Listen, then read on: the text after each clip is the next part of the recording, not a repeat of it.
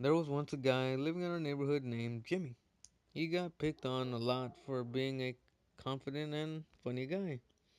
His mouth tended to get him into a lot of trouble, and he seldom learned his lesson. He was just very content with who he was and refused to change it. When people asked him why he let them wail on him, he smirked and said, honestly, honesty is the best policy. And at least they're not hiding anything from me, and neither am I from them. One of the kids he inadvertently pissed off with a rather crude MILF joke was something of a psychopath, with a sadistic streak who didn't take kindly to the insult. So he rounded up the other guys who didn't like Jimmy and they cornered him after school in the science room. Your mouth got you into this. I want you to remember that, Brett the ringleader told him as he looked into Jimmy's terrified eyes. They grabbed some formic acid stored in the lab and threw it in his face. They stood around watching him screaming in agony as it ate through his flesh, before sniggering and running out, pretending to be concerned and wanting help for him. When the paramedics arrived and were attending to Jimmy, who was no longer able to scream, the paramedics asked the boys if they knew what happened. Their leader, Brett, explained that they were walking past when they saw Jimmy skulking around the lab room, and by the time they got in there, he was already in that state. The other members joined in and backed Brett up with other fake details, trying to feign affection for him. The principal nodded and told them he would speak to them after he had a word with Jimmy and gotten his side of the story after he was out of the hospital. A few days passed and Jimmy was kept in ICU with bandages on his face.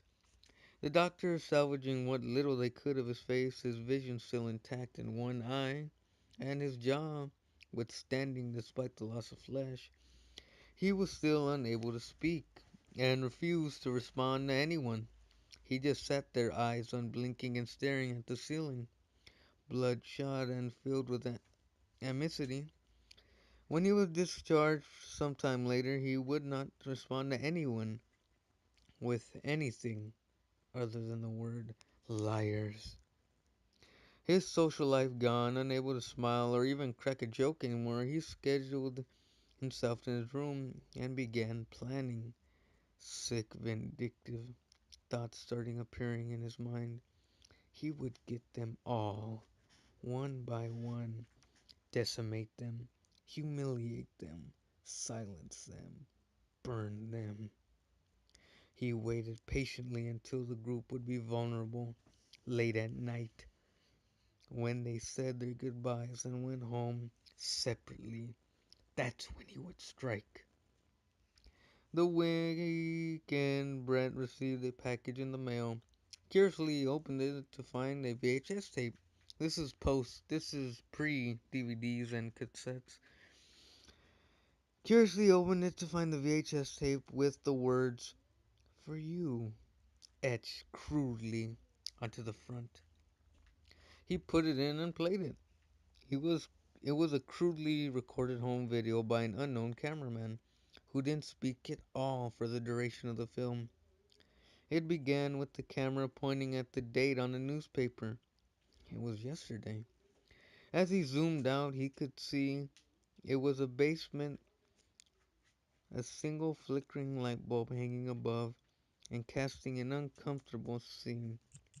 By the time he'd completely zoomed out, it was apparent this was no normal video.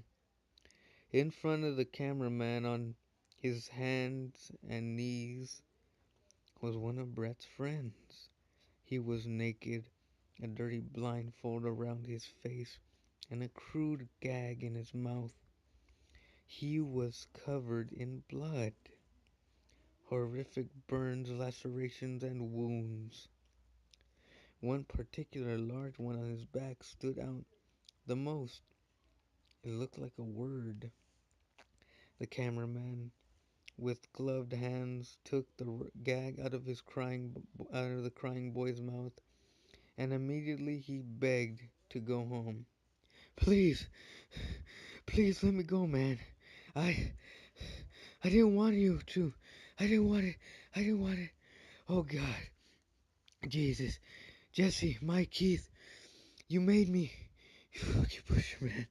Butcher them. I just wanted to go home, man. Please. I'm sorry, guys. I'm so sorry, man. He just kept repeating it over and over, rocking back and forth as he did so. Brett's legs began to shake and he felt the bile rise in his stomach. He could see the burned, mangled bodies in the background. The bodies of his friends, and all of them have marking on their bodies in deep, large cuts. The cameraman reached out for the boy's chin and lifted it up, encouraging him to stand. He did so obediently as he was slowly led to the door off screen. Whimpering, Brett can see what's been cut into his friend's back now. It was a word. Liar. The camera cuts out temporarily. When it restarts again, they're no longer inside. They're instead out in the cold snow on the outskirts of the woods.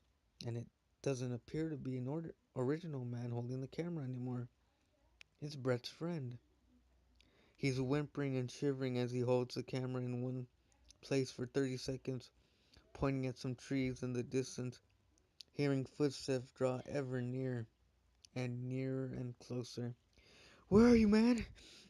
You said I could go, man. You said I could go home.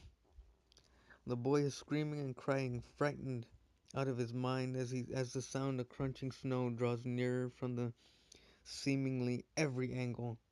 It stops. He turns around to see the mangled face of Jimmy. A horrifying howl blares through the speakers, and the word liars appears before the tape abruptly stops. Brett feels faint and darts to lock the front door, knowing what was coming.